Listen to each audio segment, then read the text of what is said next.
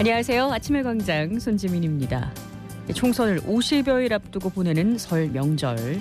정치권은 민심이 어디로 향하고 있는지 촉각을 곤두세우고 있습니다. 여권은 정쟁 중단과 민생을, 야권은 정권 심판의 민심을 전했는데요. 연휴가 끝나면 이제 공천 결과가 나오고 총선 전국은 더 빨라집니다. 오늘 두 기자의 시선에서는 여야의 공천 진행 상황과 관심 지역구의 관전 포인트까지 살펴봅니다. 현장 리포트에서는 국립대구박물관의 설맞이 행사 소개합니다.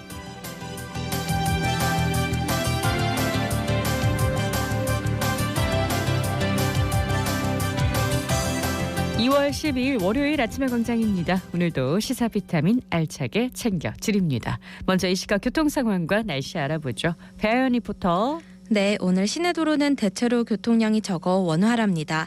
달구벌대로 용산내거리에서 죽전내거리 양방향과 수성구청역 내거리에서 만촌내거리 양방향 모두 원활하게 이동이 가능하고요.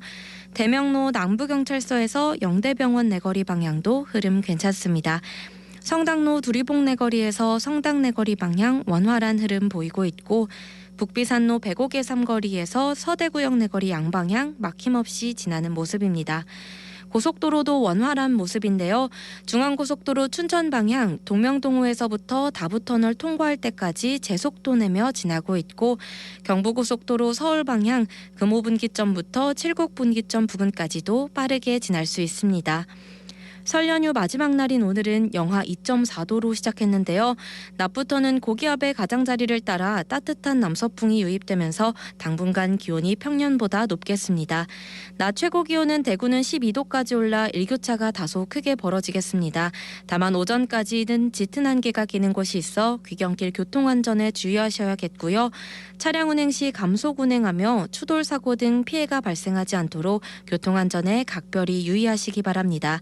미세먼지 농도는 나쁨 수준을 보이고 있지만 하늘 자체는 대체로 맑게 드러나겠습니다. 현재 대구의 기온은 영하 1도, 습도는 74%입니다. 지금까지 배아현이었습니다.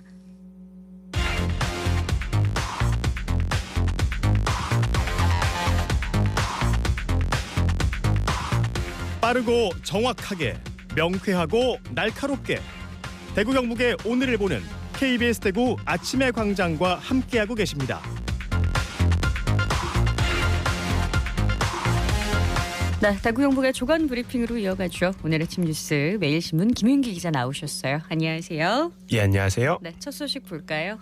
예, 최근 지방의회 그러니까 광역 및 기초의회마다 의정비 인상에 나서고 있습니다. 이건 지난해 12월 개정된 지방자치법 시행령에 따른 건데요.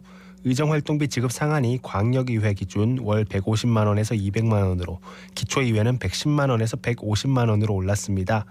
이 지방의원이 월급격인 월정수당은 그동안 공무원 보수 인상률에 발맞춰 올리거나 다른 절차를 거쳐서 꾸준히 올랐는데요.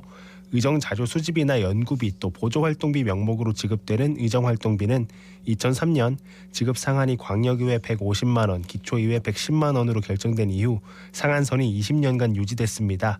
결국 그 상한에서 장기간 제자리 걸음을 하는 경우가 대부분이었습니다. 네, 20년 동안 유지가 된 거군요. 근데 인상 필요성이 크다고 본 건데 의회에서 마음대로 인상폭을 정하는 건 아니죠? 예, 개정 시행령은 새로운 상한안에서 의정활동비를 주민수나 재정 능력 등에 근거해서 조례로 정할 수 있도록 하고 있습니다. 의정활동비 인상을 위한 심의위원회를 소집해서 결정하는데 상향 수혜자인 의회 의견은 수렴할 의무가 없고요. 공청회나 여론조사를 통한 주민 의견을 수렴해서 심의 결과에 반영하는 식입니다. 그렇군요. 뭐 찬반도 찬반인데 인상폭을 얼마나 가져갈지도 관건이겠어요. 예, 인상에 찬성하는 위원들은 20년 동안 동결한 의정활동비 현실화, 유능한 인재의 지방의회 진출 유도 등을 이유로 대폭 인상을 제시하는 경우가 많습니다. 반대로 동결이나 인상폭 제한을 얘기하는 목소리도 있는데요. 재작년 도입된 의회 정책지원관이 의원들이 자료 수집이나 연구를 돕고 있어서 이 의정활동비 지원 취지와 겹치는 점, 또 지방의회 의원은 겸직이 자유롭기 때문에 영리활동을 할 수 있다는 점 등이 꼽히는 모습입니다. 네, 이 심의위원들끼리 토론을 정해서 하는 게 아니고 여론조사나 공청회를 열도록 돼 있나요? 맞습니다. 이 공청회나 여론조사에서 나온 의견을 결과에 반드시 반영하도록 하고 있는데요. 여기도 고민이 좀 담겨 있습니다. 이 여론조사의 경우 응답자에게 주어진 정보나 시간이 충분하지 않은 상황에서 상대적으로 무성의하거나 신뢰도가 낮은 응답이 나올 수 있다는 우려가 있는데요. 그렇다고 해서 공청회가 더 좋은 방식이라고 단언하기도 어려운 게 개최 사실을 모르는 시민이 많거나 시간적 문제로 참여가 어려운 방식이라면 이런 맹점을 피할 수 없다는 지적도 나옵니다. 대구는 현재 9개 구군 중에서 동구만 여론조사를 실시하고 나머지 8곳은 공청회를 열기로 했고 이번 연휴 이후에 구체적인 일정을 확정할 전망입니다. 뭐 아무래도 SOC 건설이라든가 혐오시설 설치 같은 이슈가 아닌 이상 공청회에 주민들이 많은 관심을 보이지는 않을 것 같다 이런 생각도 드는데요. 주민들이 참여를 안 한다면 공청회 개최가 의미가 없는 거잖아요. 맞습니다. 그런데 이 지자체들은 모두 관보 게재 또 홈페이지나 SNS 등을 통한 공고만 지금 염두에 두고 있어서 주민들 대부분이 이 공청회 개최 사실을 알기가 어려워 보입니다. 이렇게 되면 결국 이 문제와 직간접적 이해관계가 있거나 의회와 관련된 인사를 중심으로 의견 수렴이 이루어지는 게 아니냐는 우려가 나오는 부분입니다. 시민단체에서는 현재와 같은 여건에서 일반 시민 참여가 미미할 수 있기에 효과적인 대책이 같이 마련돼야 한다고 주문하고 있습니다. 네, 기다려보겠습니다. 다음 소식은요. 지난달 대구의 부동산 경매 시장이 전국에서 두 번째로 높은 낙찰률을 기록하면서 수요자들이 높은 관심을 반영했습니다. 경매 데이터 전문 기업이 최근 발표한 지난달 경매 동향 보고서에 따르면요. 지난달 대구의 전체 용도 경매 진행 건수는 383건으로 집계됐습니다. 여기에는 주거 또 업무 상업용 건물과 토지가 모두 포함됐습니다. 이 중에서 낙찰된 매물은 128건으로 낙찰률은 33.4%를 기록했는데요. 이건 34.8%를 기록한 대전에 이어서 전국에서 두 번째로 높은 수치입니다. 또 전국 평균보다는 10%포인트 정도 높은 수치이기도 합니다. 대구의 낙찰가율은 70.4%로 전국 평균보다 1.5%포인트 높았고요. 평균 응찰자 수도 5명으로 많은 편에 속했습니다. 네, 경매 시장에 대한 관심이 높군요. 부동산 경기가 아직 하강 국면에 있으면서 경매 물건이 전국적으로 증가하고 있습니다. 대구에서는 특히 아파트 매물에 응찰자가 몰리면서 높은 관심을 반영하고 있는데요. 주로 입지가 나쁘지 않은 대단지 구축 아파트에 응찰자가 몰렸던 걸로 분석됩니다. 업계에서는 매매 시장 침체와 함께 금리 인하 움직임이 보이지 않고 있어서 경매 물건 증가세가 당분간 이어질 걸로 내다봤습니다. 네, 경기 침체가 계속되고 있고 건설 경기도 어떻게 될지 앞으로 계속 지켜봐야 될 것 같습니다. 오늘 아침 뉴스 매일신문 김용기 기자와 함께했습니다. 고맙습니다. 감사합니다. 저는 여기 대구 중구청에서 골목문화해설사라고 있는 강진욱이라고 합니다. 설 연휴를 맞이해서 여러분들이 오셔가지고 해설도 드리지만 다양한 체험도 하시고 선물도 드리는 복합적인 역할을 하고 있습니다. 일단 이상화고택이나 서상동 고택, 이 계산예가 쪽에 오시는 분들은 해설을 해드리면 이런 부분도 있었구나 이렇게 모르셨던 부분 또 아시고 가시는 경우가 좀 많거든요. 해설사는 아무래도 보시는 거에 약간의 더 이제 조미료를 첨부하는 그런 역할들을 하고 있습니다. 제가 기억에 남는 분은 이탈리아에서 오신 분인 것 같은데 제가 여기 둘러보시고 서울도 가셔야겠네요 하니까 서울은 안 가신대요. 왜냐하면 한국에 있는 도시에 대한 색깔을 자기가 느껴볼 수 있는 공간이 대구인 것 같다라는 말씀하셨길래 저도 들으면서 신선하다는 느낌을 좀 받았거든요. 그래서 대구 하면 진짜 볼거리도 많지만 대구라는 색깔의 매력을 또 찾는 분은 계시는 것 같더라고요. 일단은 저도 그때 좀 새롭게 느낀 바가 좀 많았던 분인 것 같아요. 저희 중구청에서 관리하는 게 5코스라고 나눠져 있거든요. 다양한 매력적인 포인트가 있으니까 그걸 다 한번 겪어보시기를 추천을 드리겠습니다. 다른 또 한 해가 시작이 됐는데 항상 좋은 일만 생기실 수 있을 거라고 생각이 드니까 한 해도 새해 복 많이 받으시고 건강하시기 바랍니다.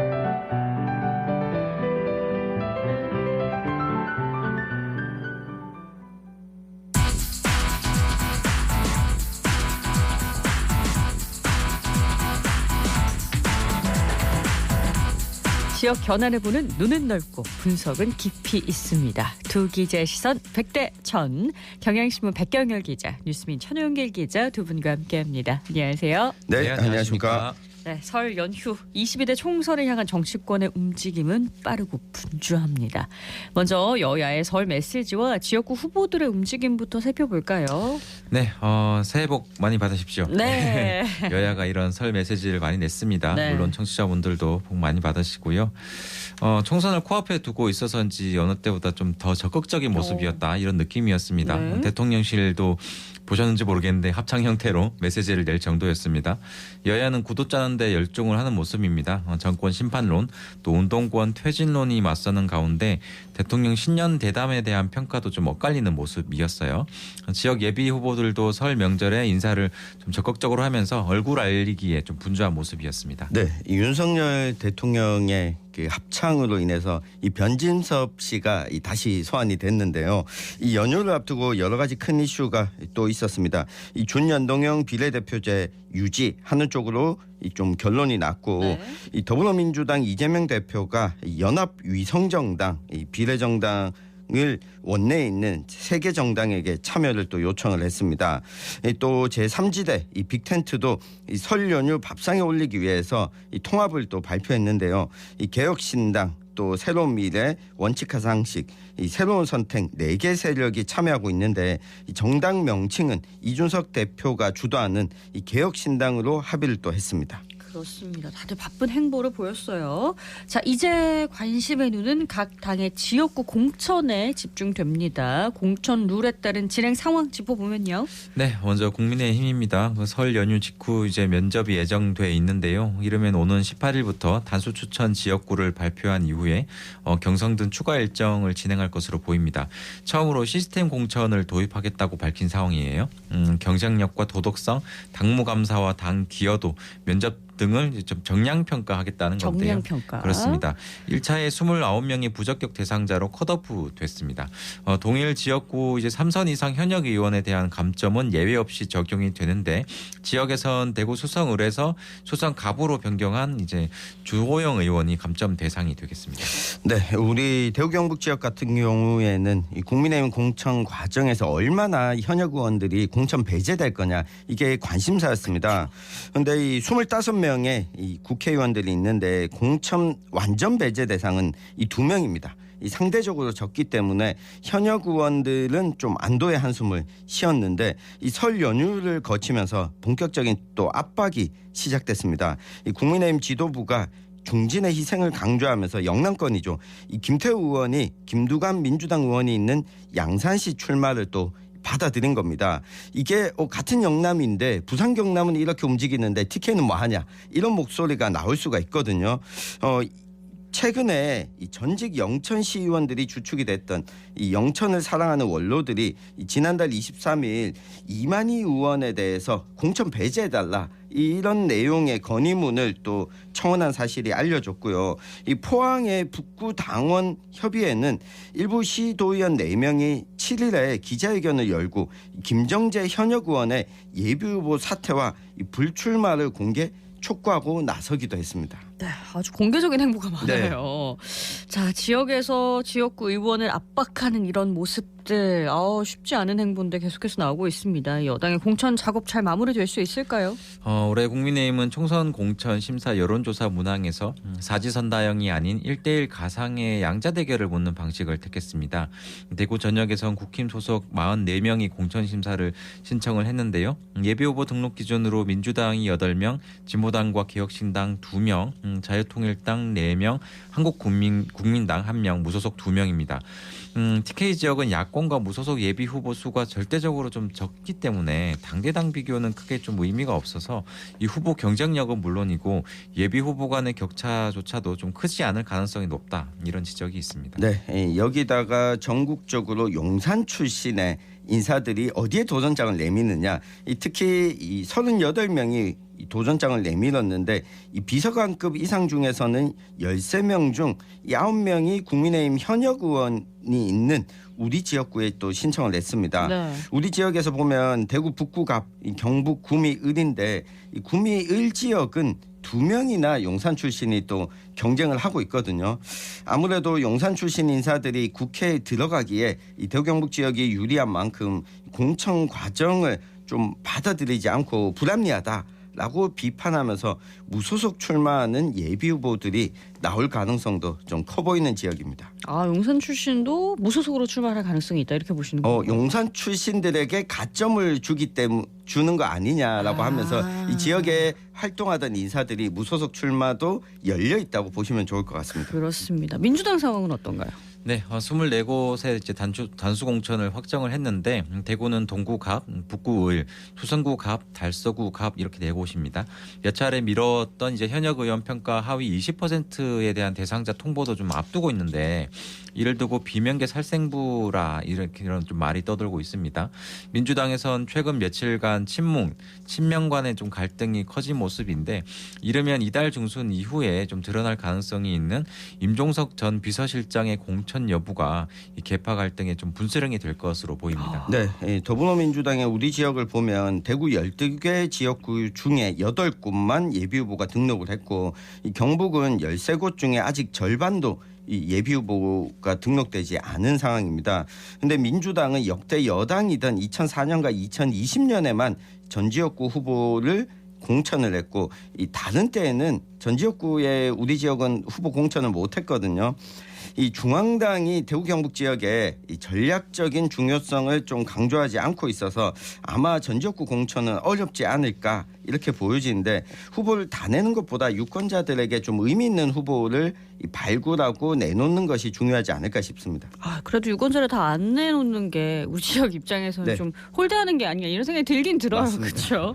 자, 제3지대가 합당한 개혁신당의 지역구 공천 어떻게 될까요? 네, 오늘 13일 합당대회를 연 다음에 통합지도부를 구성하는 예정인데 일단 이낙연, 이준석 공동대표의 지지층이 다르고 노선과 정책도 차이가 좀 있습니다.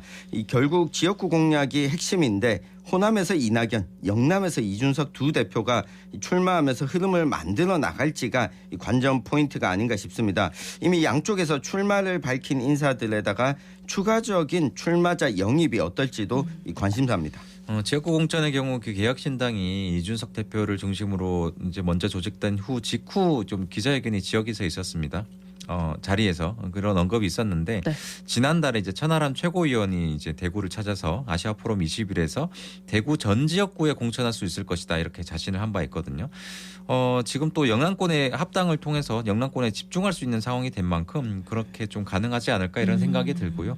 다만 중량감 있는 인물이 좀 출마할지 이런 상황은 좀 더 지켜봐야 될 것 같습니다. 이준석 대표나 또 그 대구 출신의 조홍천 의원 정도가 출마할 가능성이 조홍천 남아 의원도 있습니다. 인지도가 좀 높죠. 네. 맞습니다. 이게 90년대 자유민주연합, 자민련도 충청권과 대구 경북을 거점으로 원내교섭단체에 들어갔고 2016년 안철수 의원의 국민의당도 호남의 선전을 바탕 삼아 30석을 넘겼거든요. 결국 이준석 대표를 중심으로 영남, 이낙연 대표를 중심으로 호남 지역구에서 바람을 일으키는 것이 제3지대 성공 여부에서 중요한 이 분수령이 될 것으로 보입니다. 네, 그런데 뭐 아직 뭐 어딜 나간다 이런 얘기는 없어요. 아직까지 좀 지켜봐야 없습니다. 될 것 네. 같아요. 자, 빅매치가 예상되는 TK 관심 지역구의 관전 포인트도 살펴볼까요? 네, 뭐 관심 지역구 중에 하나죠. 이제 달서갑인데 네. 여기 이제 유영아 변호사가 나왔습니다. 네. 박근혜 전 대통령의 복심이죠. 얼마 전 박 전 대통령이 가진 북콘서트에서 이 단상 위에 또 올라와서 같이 하는 모습도 보였는데 박 전 대통령이 이런 말을 한 게 있습니다. 이제 물론 재임 중에 하지 못한 일이 있고 아쉬움이 있다. 누군가 그걸 해줬으면 하는 바람이 있고 또 조금이라도 제가 할 일이 있다면 어떤 일이라도 해서 보답을 하겠다 이런 멘트를 했거든요. 네. 앞으로 이제 정치적 목소리를 내거나 어떤 활동을 할 수도 있다는 여지를 남긴 건데 이 박 전 대통령의 지원 사격이 있을지가 관전 포인트라고 볼 수 유영아 있겠습니다. 예비 후보한테요. 네, 이게 현역 홍석준 의원과 1대1 대결로 만약 갔을 때 어떤 결과가 나올지도 좀 관심사인데요. 일단 달서갑에는 예비 후보들이 많지 않습니다. 그렇죠.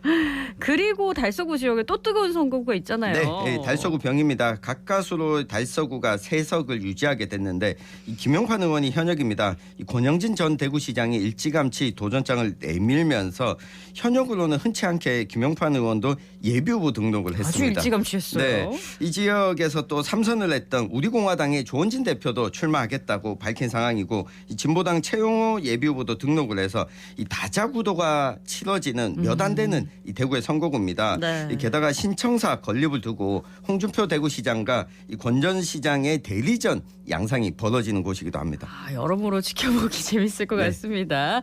자, 여야 모두 변화 혁신에 강조하고 있는 행보입니다. 설 이후에 나오는 공천 결과도 좀 기다려보겠고요. 마무리 정리해볼까요? 네, 저는 오늘 한마디로 정리를 하겠습니다. 네. 변화와 혁신, 이건 유권자 한 사람의 손에서부터 시작된다라고 정리를 하겠습니다. 네, 오늘의 한마디로 총선은 한국 축구다. 욕하지만 계속 관심을 가져야만 하고 또 계속 보게 됩니다. 네, 관심을 가져주시기 바랍니다. 네, 지금 방송 듣고 계시는 우리 청취자 여러분들께서도 총선에 꼭 관심 가져주시길 바라면서 두 개의 지사의 백대천 여기서 마무리하겠습니다. 뉴스민 천용길, 경향신문 백경열 두 분이었습니다. 감사합니다. 감사합니다.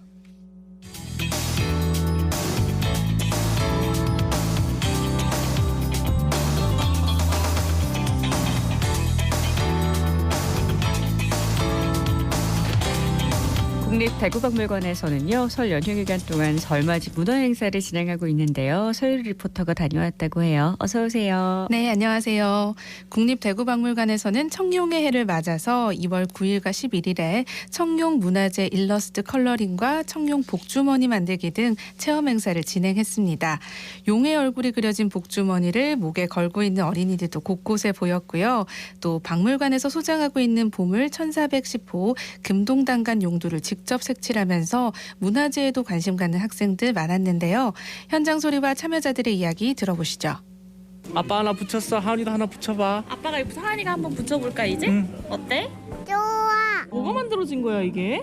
용. 용이야. 우와. 복주머니가 너무 멋지다. 그치? 4학년 1반 김오윤이에요. 엄마랑 아빠랑 동생이랑 사촌 누나랑 저가 왔고 오늘 색칠 공부랑 복주머니 만들기를 했어요. 원래 만들기를 좋아해서 복주머니 만들기가 가장 재밌었어요. 복주머니를 완벽하게 만들어서 목에 걸어가가지고 어른들한테 세배해서 세뱃돈 많이 받을 거예요. 7살이 재민입니다. 복주머니 만드는 거랑 색칠 해봤어요. 둘 중에서 뭐가 더 재밌었어요? 색칠. 방문한 캐릭터 용용이 있어서 더 좋아요. 복주머니 걸고 오늘 박물관에 놀러 갈 거예요. 모두 새해 복 많이 받으세요. 저는 경산에서 온 김지연입니다. 설날 맞이해가지고 가족들이랑 같이 박물관에 설 명절 체험하러 왔습니다. 음악 들으면서 청룡의 해를 맞이해서 청룡을 색칠하는 것도 체험을 했는데 보물 금동당간 용두를 색칠을 한 후에 박물관 안에 전시되어 있는 거를 직접 보니까 아이들이 더 친근하게 느끼고 이거다 하고 해서 좋은 시간이었습니다. 오늘 설 연휴 마지막 날인데 모두 연휴 잘 보내세요. 새해 복 많이 받으세요. 역시 명절이라서 가족 방문객들이 많네요. 네, 정말 많았습니다. 아이들이 조금 어린 집은 이건 어떻게 만들어 볼까? 이건 박물관에 있는 용을 그린 거야. 막 이렇게 대화를 하면서 작품을 함께 완성했고요. 또 초등학교 고학년 아이들은 각자의 취향을 담아서 이제는 좀 혼자 완성을 하고 또 다른 가족들은 어떻게 했는지 서로 확인을 해보더라고요. 이렇게 체험 후에 야외에 나가면 중앙광장에서 민속놀이도 할 수 있는데요. 이곳의 분위기도 들려드릴게요.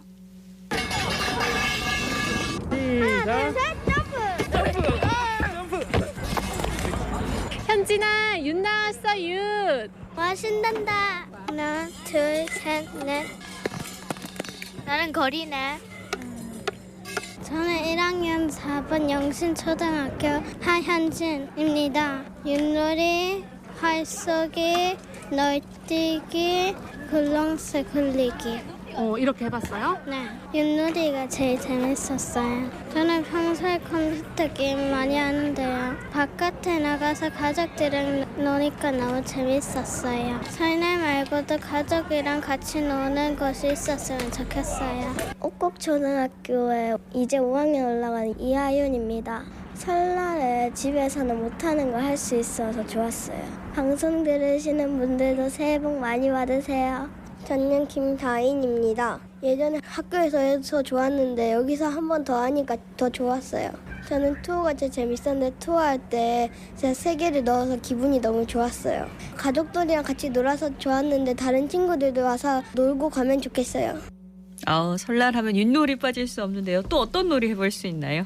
네, 활쏘기, 제기차기, 널뛰기, 굴렁쇠 굴리기, 또 투어까지 모두 즐길 수 있는데요. 전통 놀이를 처음 접한 아이들도 정말 신나했고요. 네. 어른들도 오랜만에 동심으로 돌아간 듯이 즐거운 한때를 보냈습니다. 그럼 이 프로그램 기획한 박물관 담당자의 이야기 들어보시죠. 저는 국립대구박물관의 설맞이 문화행사 담당자 주무관 권경미라고 합니다. 설 명절을 맞아서 찾아오시는 귀성객분들, 관람객분들이 조금 더 즐거운 박물관 방문이 되셨으면 하는 마음에 체험 행사를 기획했습니다. 문화재 일러스트 컬러링 프로그램은 저희 체험 공간 안에서 음악과 영상을 함께 감상하시면서 체험을 할 수 있게 구성했기 때문에 반응이 괜찮은 것 같고, 또 복주머니 만들기 체험은 펠트 소재로 실을 끼우고 이렇게 직접 이리저리 하는 만들기 체험이다 보니까 재밌어서 또 반응이 좋은 것 같습니다. 연휴 마지막 날 12일은 중앙광장에서 민속놀이는 또 자유롭게 즐기실 수 있습니다. 또 국립대구박물관 특별전 나무에 새긴 마음 조선 현판이 연휴 마지막 날인 오늘 2월 12일까지 진행되니 많이 찾아와 주셨으면 좋겠습니다. 그리고 저희 상설 전시랑 그리고 작년 12월에 개편한 복식 문화실도 있으니까 다양한 전시와 체험 즐기시면서 연휴 마지막 날 모두 즐겁게 보내셨으면 좋겠습니다. 올해 국립대구박물관이 개관 30주년을 맞았습니다. 퀄리티 높은 특별 전시, 문화 행사, 그리고 공연, 교육 프로그램 등 열심히 준비 중이니 많은 지속적인 관심 부탁드리겠습니다. 네, 연휴 마지막 날 재밌게 보내고 싶은 분들이라면 오늘 국립대구박물관으로 가셔서 오후 5시까지 하는 민속놀이 꼭 즐겨보시면 좋겠습니다. 네, 연휴 막바지 즐기고 싶은 분들은 국립대구박물관으로 가보시기 바랍니다. 서유 리포터 오늘 잘 들었습니다. 고맙습니다. 네, 고맙습니다. 네, 설 연휴 마지막 날인 오늘 대구 경북 지역은 대체로 맑은 가운데 평년보다는 좀 따뜻한 날씨를 보일 거라고 합니다. 그런데 대기가 정체돼서 초미세먼지 농도는 나쁨 수준이라고 하고요. 안개도 끼는 곳이 있다고 하니까 안전운전 특별히 유의하시기 바랍니다. 2월 10일 아침에 광장이 준비한 내용은 여기까지입니다. 오늘도 함께해 주셔서 고맙습니다.